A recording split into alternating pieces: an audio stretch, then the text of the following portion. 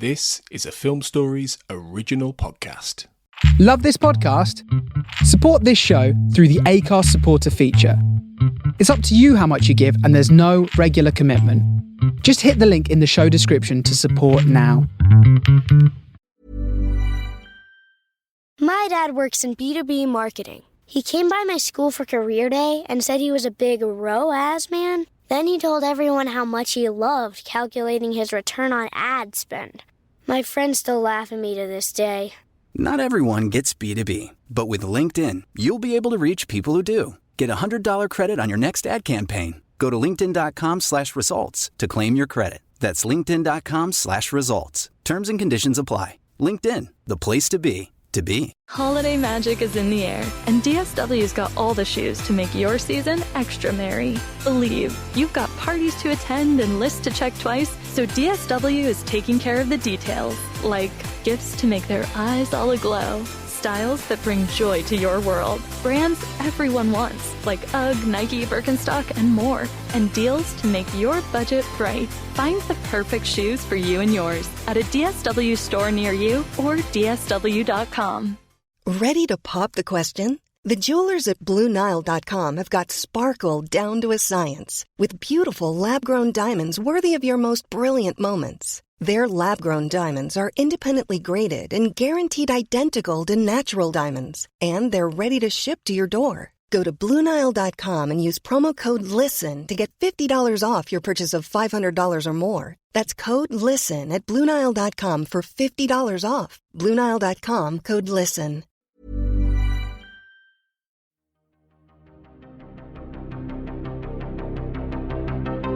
This is Writers on Film, the only podcast dedicated to books on cinema.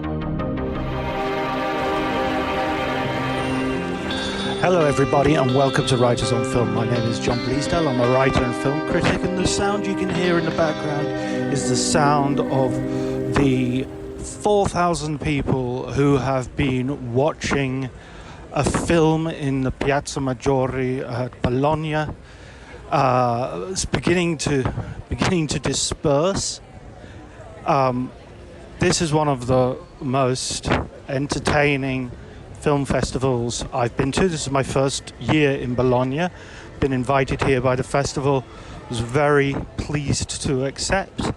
Il Cinema Ritrovato is a festival dedicated to the restoration, screening of classic cinema, hidden films, lost films that have been refound, as the title suggests in Italian, Ritrovato, refound films. They have shown seasons of Marlene Dietrich, seasons of Anatole Litvak, along with many others. There's a wonderful season of Pietro Germi films, an Italian director that I have been trying to champion on Cinema Italia, the sister podcast that I've been doing.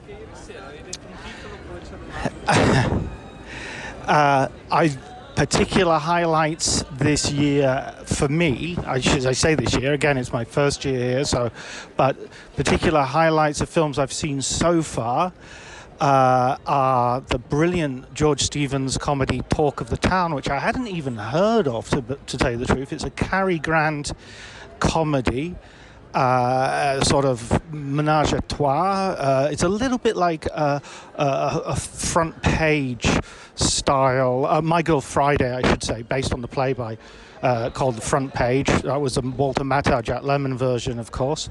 It's a little bit like that film, except that Cary Grant is the man accused of murder, and he is an innocent man, and he has to hide out at the the house of a girl who he was always in love with.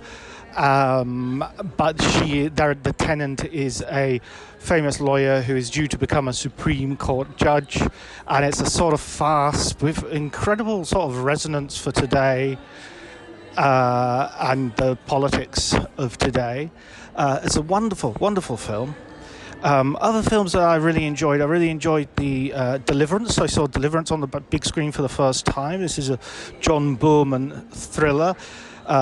taking place in the Ozarks with Burt Reynolds and John Voight and Ned Beatty going down the river in canoes and meeting terrible fates at the hands of the sort of hillbilly rednecks that pursue them. I've always thought of this film as a sort of Peckinpah-esque tale, like a companion piece to Straw Dogs, where a middle-class liberal turns to violence and learns about violence after undergoing himself or witnessing violence himself. So, the law of the jungle survives. Death Wish is another film which follows this similar pattern, but this really is, I think, an anti version of that film. It's got the whole point of the film is that John Voight doesn't really overcome his fear of violence. He just sort of lucks out in the end, and if anything, everybody is just degraded by the violence. You can hear the music they're playing here. I better get out, or the podcast will be banned for copyright reasons. But that's just ambient noise, so I can't be disqualified. Surely not. Another lesser-known film was a film by Haskell Wexler, a short documentary called The Bus. This documentary charts the progress of a bus of freedom riders all the way from San Francisco, all the way across the country in a huge diagonal multi-day journey to Washington, D.C. to participate in the famous march, which ended with Martin Luther King Jr.'s famous speech, I Have a Dream. This documentary should be much better known. It's about 40-50 minutes long. Obviously, it's filmed in the very early 60s. I think 62, 63 the march took place. Didn't come out for a year or so after that. It's filmed, of course, by Wexler himself and a couple of other cameramen he took along the way. Edited, interestingly, by Verna Fields, who then became the editor of George Lucas's early film, American Graffiti, and also Peter Bogdanovich's films, and famously saved Jaws, thus propelling her to the top of Universal, who sort of made her the in-house sort of editor for many of to give final cuts to many films in their output. It's an amazingly moving film. It's amazingly interesting. It shows a window into a more innocent time in which politics wasn't about compromising with the lesser evil, but was actually about genuinely hoping that things could change and we're on the way to a better world, and all we need to do is discuss these things and overcome them. And the songs that the participants in the march sing are just so inspiring. I had goose pimples all the way through watching this film. There's so many moments to really treasure. It's a real gem of a movie, and it really ought to be, as I say, better known. It's one of the documentaries that just lives up to the project that it's trying to do. It lives up to its own historical moment. And so that was an amazing highlight. Other highlights, it was kind of predictable that I should love McCabe and Mrs. Miller, which is one of my favourite films ever, but seeing it on the big screen with Leonard Cohen's music, wonderful cinematography by Zygmunt. Wait a second, what's his name? Vilmos Zsigmond, I think. Famous. You'll be laughing at me now for not getting it, but I have to tell you, it's midnight as I walk through the streets of Bologna trying to get all of this right. What I'm going to do anyway is give the opportunity of you guys to hear the opinions of some people who are much better prepared, much better qualified than I am to speak about the festival. I have the co-director of the festival, Isan.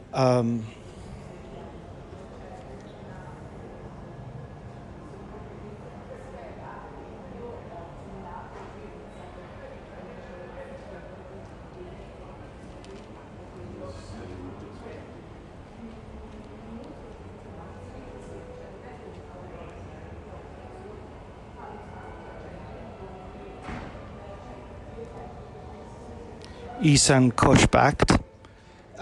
He's going to talk about the festival more generally, and we had a really good chat, so I hope you enjoy that. The second conversation is with Michael Dawson, who is does something which is at the very heart of the festival, which is he restores films, and his big 2 restoration projects are the works of Stanley Kubrick, and he was here specifically to show the early shorts of Stanley Kubrick, the Day of the Fight, the Flying Padre, and the Sea Workers Union, all of which are really interesting from the point of view of seeing an embryonic Kubrick, and when we talk about that as well. So without further ado, I'll hand over to those guys, and I hope you enjoy.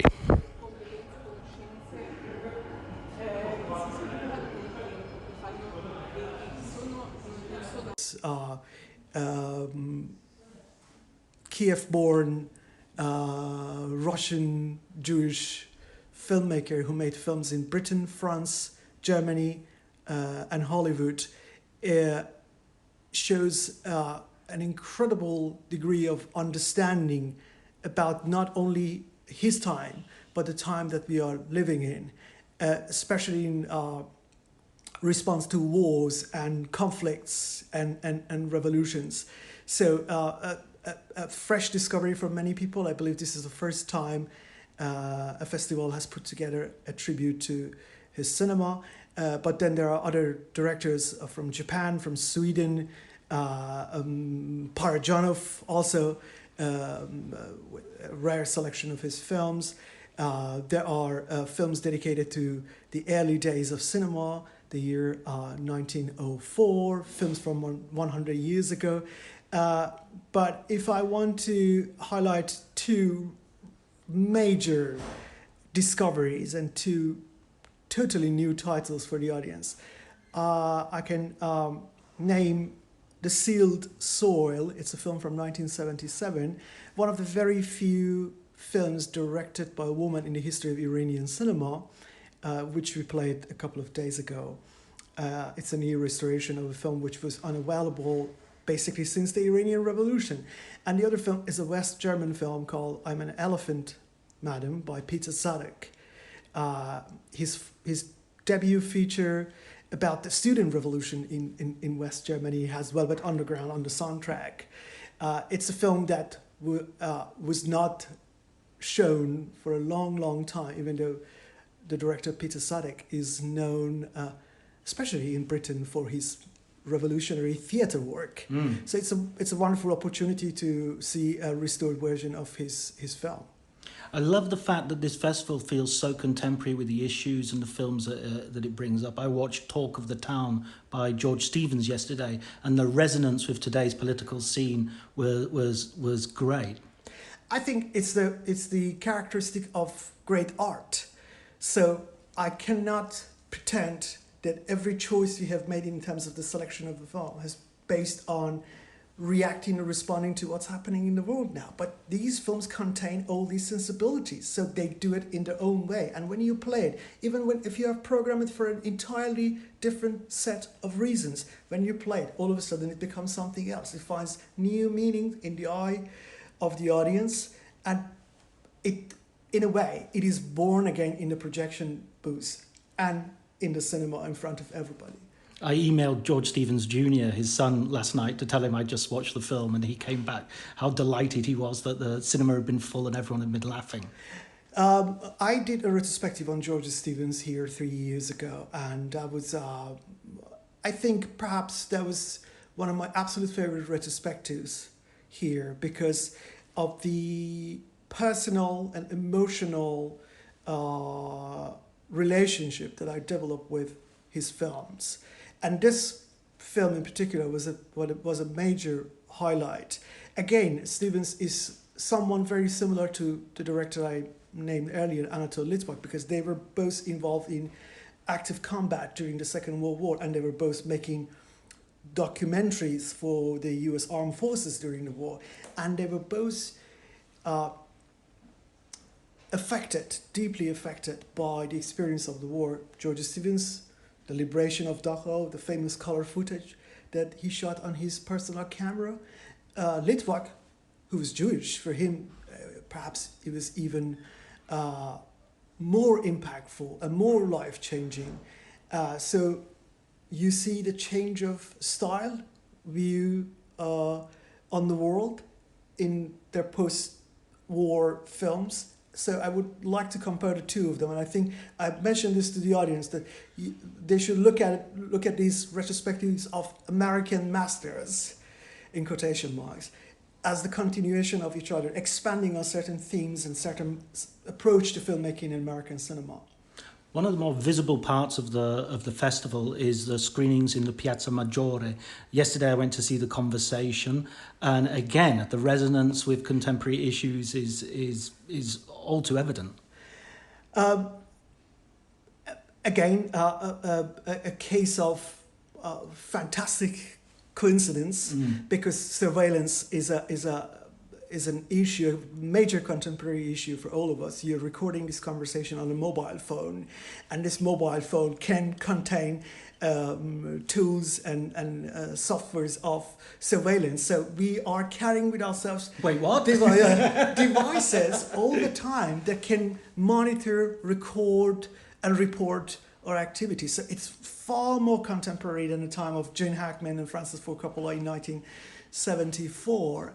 I think what happens in a place like Piazza Maggiore is that it intensifies the experience of viewing that film. There is something, it's like every emotion, instead of being released in the air, hits the person sitting next to you, comes back to you multiplied, and it becomes a magnetic field of this. You could feel this energy, and for that reason, explaining football to the friend who's just there for the nachos? Hard.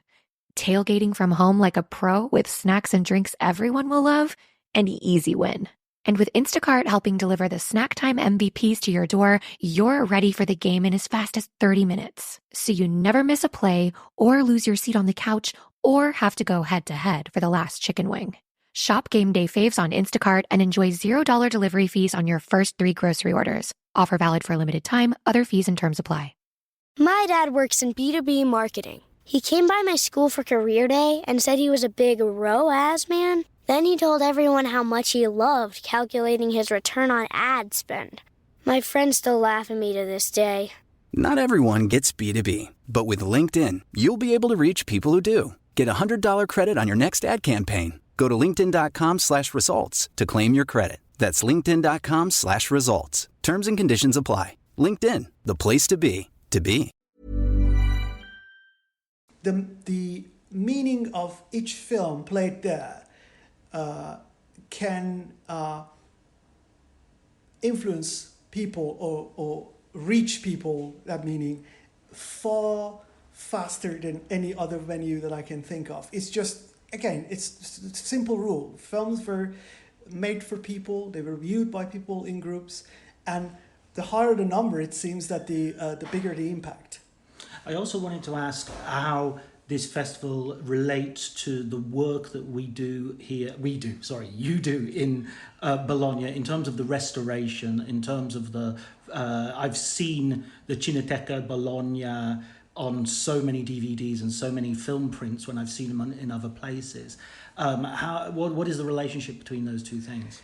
The Film Restoration Lab in Bologna, Immagine Ritrovato, which has been part of Cineteca di Bologna, is responsible for a good number of restorations, not only this year's festival, but also previous editions and beyond.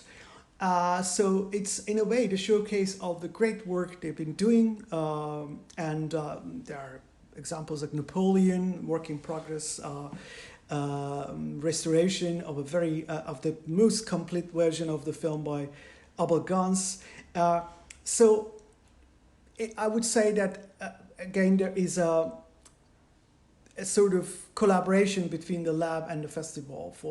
There are certain films that we want to show, but they're very difficult to screen because of the conditions, and it happens that the lab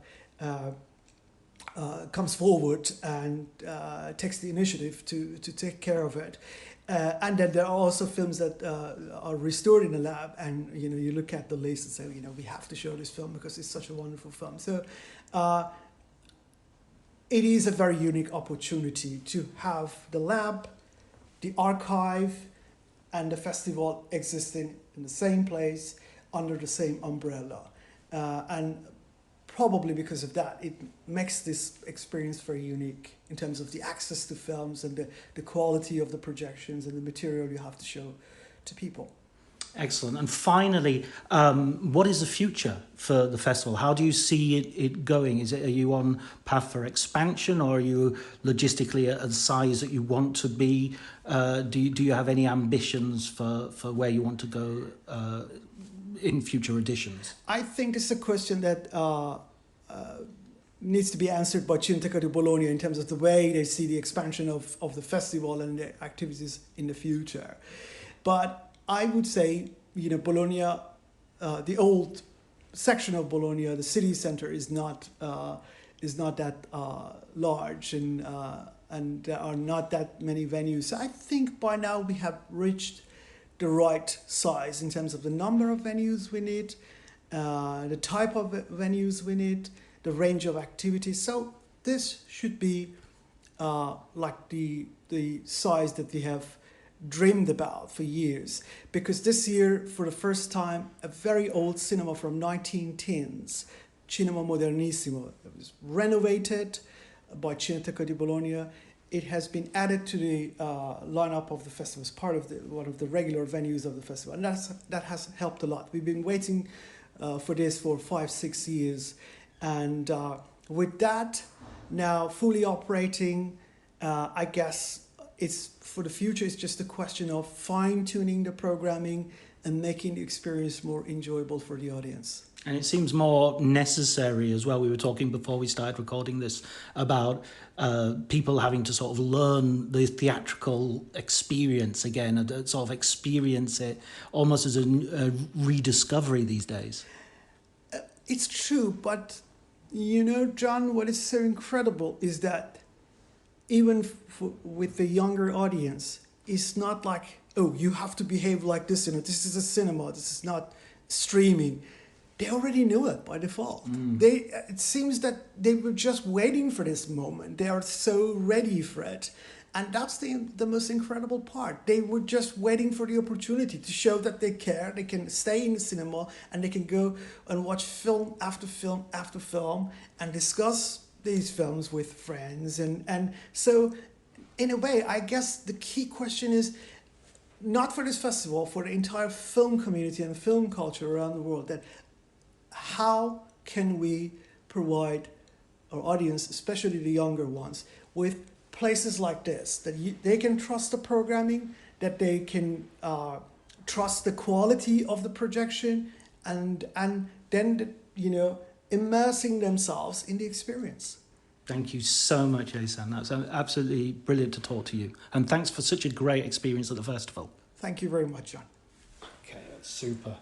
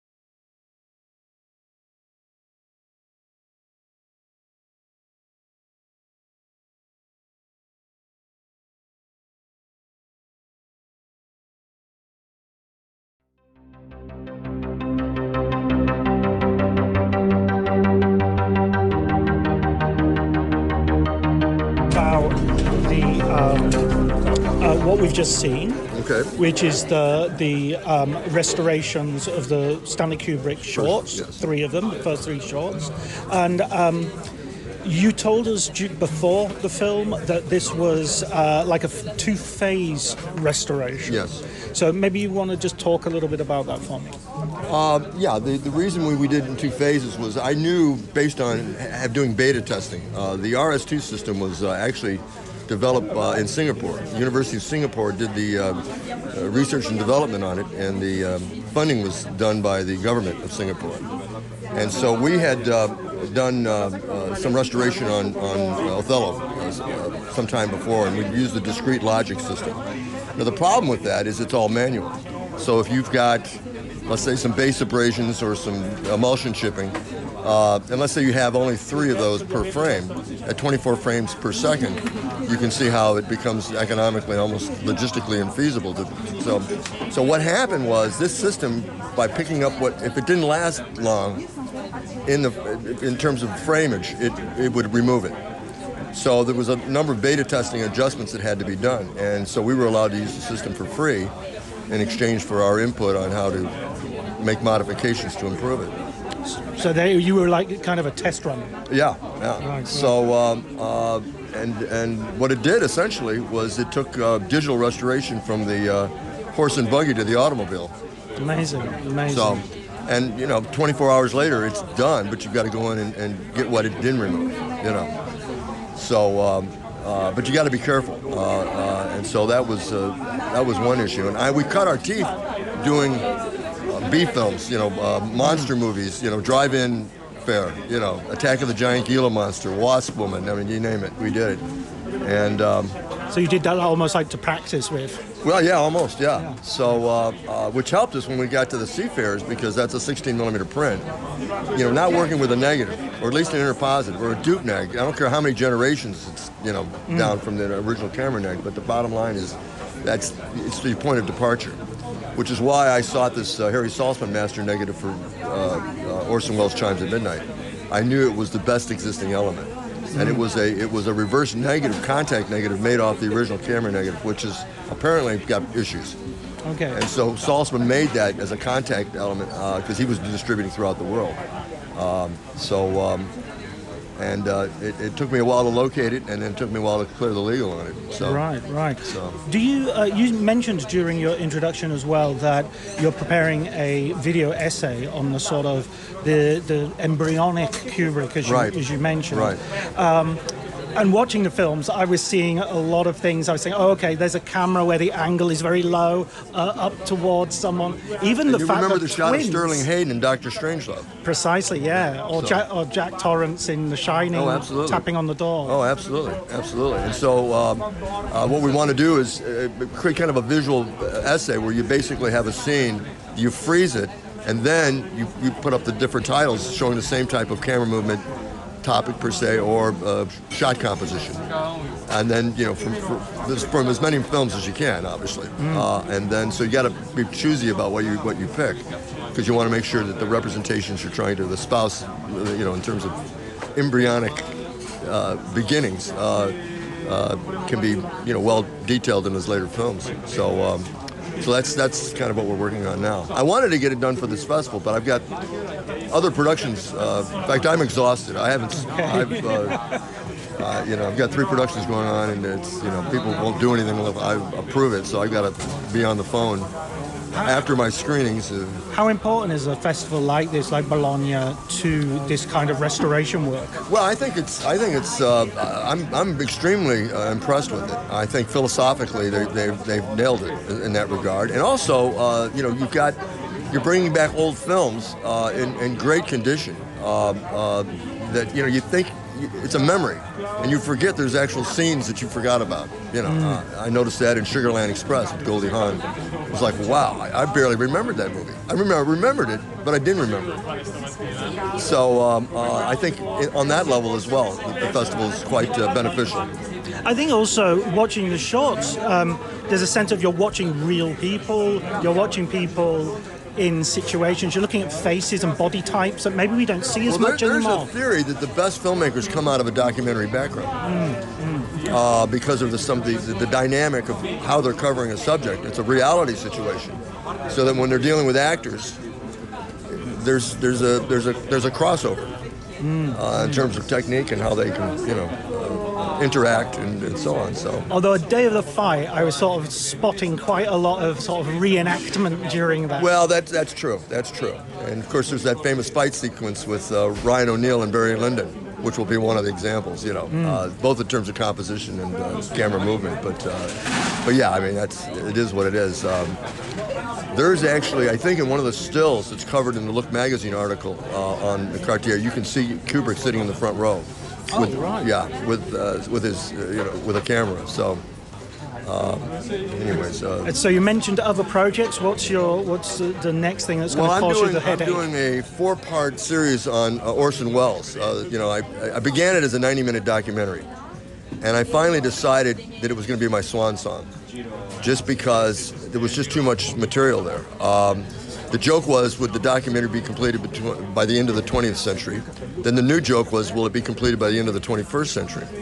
But then we decided, no, wait a minute, let's do a 4-part, and it's called Citizen Welles Act 1, Cradle to Cane, Act 2, Citizen Welles Act 2, Despite the System, Citizen Welles Act 3, This Side of the Wind, as an homage to the other side of the wind, and then Citizen Welles' epilogue, which is everything that's happened since he's passed away, in terms of restorations and festivals and recognition that he didn't go downhill after Citizen Kane. He just continually made masterpieces, maybe under more difficult circumstances, but still, great work. A great body of work. Absolutely. And this idea of him not completing projects, every filmmaker has that. Kubrick had films he didn't complete. The difference with Welles was he would actually start shooting footage. So his incomplete films are more complete than everybody else's. Everybody else, it's a script in a file cabinet, whereas he's got exposed footage. So it's one way of looking at it. Yeah, he wanted to just start. And when you compare him to Kubrick, when you think of it, I mean, they both died at the same age. They both had 3 wives. They both had 3 daughters. Made the same number of films. Yeah, I never thought of that. That's absolutely true. So, and no one complains about Kubrick not finishing Napoleon.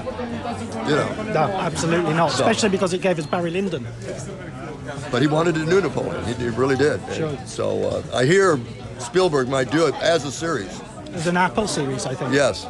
So we'll see what happens. Of course, Ridley Scott just did it, and there's always this, there's already been, And I think that was the problem with when he first started wanting to do Napoleon, was because it was, the Rod Steiger, Waterloo film. So, which I think is magnificent as well. Yeah, but just commercially not successful. Yeah, and it's like Platoon versus Full Metal Jacket. There's this idea that if you're covering the same subject matter, the market can't handle it, and I think that's just bonkers. But that's studio thinking. Yeah.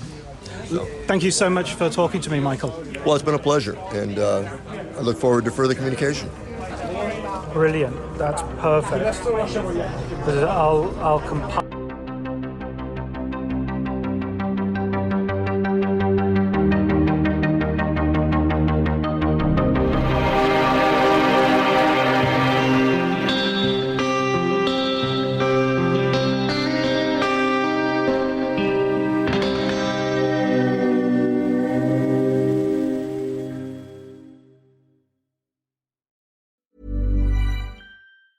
$1-800-Flowers.com knows that a gift is never just a gift. A gift is an expression of everything you feel and helps build more meaningful relationships. 1-800-Flowers takes the pressure off by helping you navigate life's important moments by making it simple to find the perfect gift. From flowers and cookies to cake and chocolate, 1-800-Flowers helps guide you in finding the right gift to say how you feel. To learn more, visit 1-800-Flowers.com/ACAST. That's 1-800-Flowers.com/ACAST. Cue the fireplace and your favorite fall movie. There's nothing better than a cozy evening at home with a glass of First Leaf wine. First Leaf is a personalized wine club that delivers right to your door. Sounds magical, right? They get to know your favorite tasting notes, which varietals you enjoy, and whether you prefer sweet or dry wines. So in every shipment, you get bottles tailored to your unique palate. Go to tryfirstleaf.com/fall to get your first 6 wines for just $44.95 with free shipping. My dad works in B2B marketing. He came by my school for career day and said he was a big ROAS man. Then he told everyone how much he loved calculating his return on ad spend. My friends still laugh at me to this day. Not everyone gets B2B, but with LinkedIn, you'll be able to reach people who do. Get a $100 credit on your next ad campaign. Go to linkedin.com/results to claim your credit. That's linkedin.com/results. Terms and conditions apply. LinkedIn, the place to be, to be.